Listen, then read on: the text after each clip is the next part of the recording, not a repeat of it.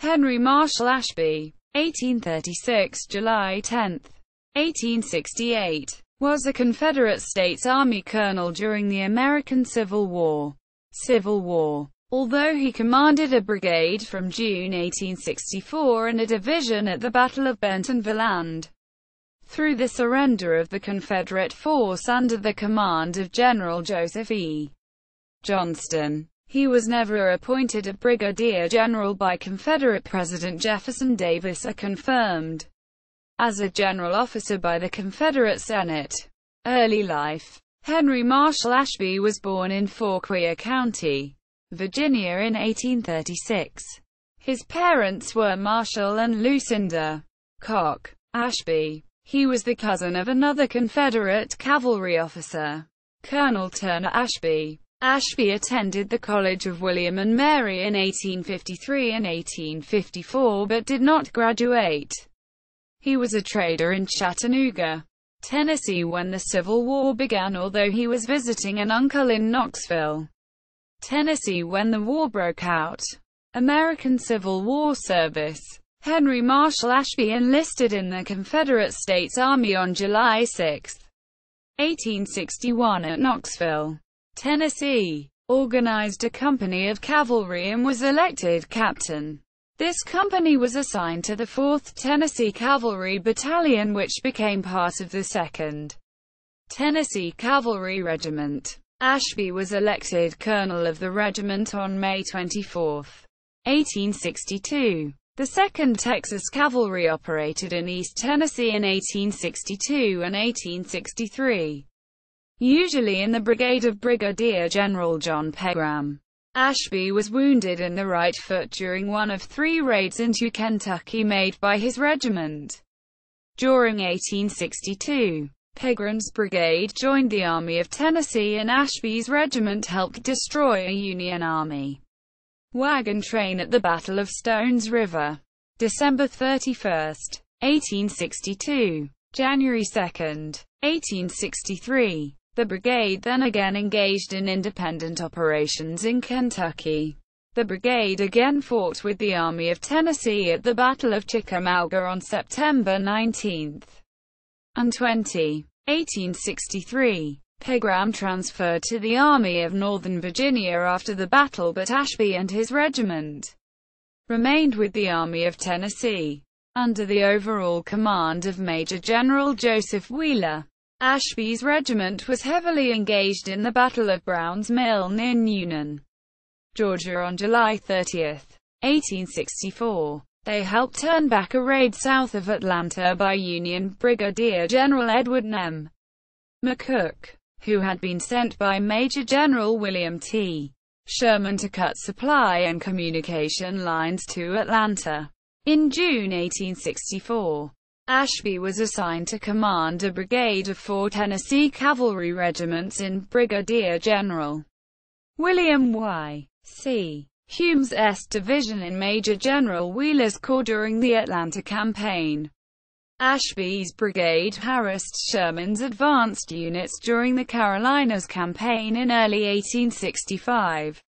Because Humes was wounded on March 10, 1865 at the Battle of Monroe's Crossroads, Ashby, who was the senior colonel in Hume's division and who had also been briefly disabled by having his horse shot from under him at the same battle, led the division at the Battle of Bentonville and until the end of the war. Although sometimes referred to as an acting brigadier general, Ashby ended the war as a colonel.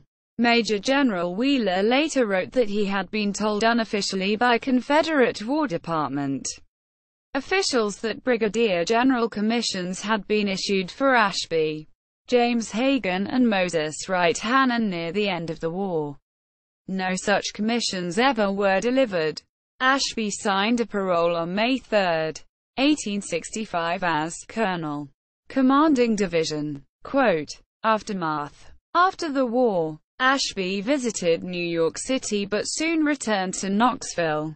On July 10, 1868, E.C. Camp, a former Union Army major, local lawyer and future coal industry tycoon, having quarreled with Ashby previously and having accused him of mistreating Union prisoners during the war, shot Ashby to death on Main Street in Knoxville. Camp said the shooting was in self-defense and he was never prosecuted. Shortly after the war, Camp became embroiled in a quarrel with Colonel Henry Ashby, a native Virginian who had fought for the Confederacy. In 1866, Camp accused Ashby of cruelly mistreating 431 Union soldiers that had been captured by Confederate forces in 1862, leading to Ashby's arrest and indictment for treason. Ashby posted bail and fled to Atlanta, but returned to Knoxville in 1868 after the charges were dropped. 10. On July 9, 1868, Ashby encountered Camp on Gay Street, and a brief struggle ensued, with Ashby attacking Camp with a cane, and Camp striking Ashby with an umbrella. 10. The following day, Ashby confronted Camp at the latter's law office near the corner of what is now Walnut and Main. According to some reports, Ashby attempted to strike Camp with a cane, and according to others, Ashby drew a derringer. In any case, Camp drew a pistol and fired, killing Ashby. 10. After Camp was arrested for murder, his bail was posted by several former Unionists, among them future Knoxville Journal editor William Rule, Knoxville's pro-democratic newspaper, the Daily Press and Herald, dubbed Camp a cold-blooded killer, while the city's pro-Republican paper, the Knoxville Whig, hailed him as a hero. The county's acting district attorney eventually issued a nolle prosequi, and Camp was never prosecuted for the killing. Henry Marshall Ashby was buried in Old Gray Cemetery in Knoxville. See also, List of American Civil War generals. Acting Confederate. Notes. Allardyce. Bruce S. Confederate Colonels. A Biographical Register. Columbia University of Missouri Press. 2008. ISBN 978-08262-1809-4. Allardyce. Bruce S. More Generals in Gray. Baton Rouge, Louisiana State University Press. 1995. ISBN 978-08071-3148-0. Evans, David. Sherman's Horsemen. Union Cavalry Operations in the Atlanta Campaign. Bloomington, Indiana University Press. 1996. ISBN 978-0-253-32963-9. Iker, John H. and David J. Iker. Civil War High Commands. Stanford University Press. 2001. ISBN 978-0-8047-3641-1. Longacre, Edward G. A Soldier to the Last. Marge, Jen. Joseph Wheeler in Blue and Gray. Washington, D.C. Potomac Books. 2007. ISBN 978157466-591-8.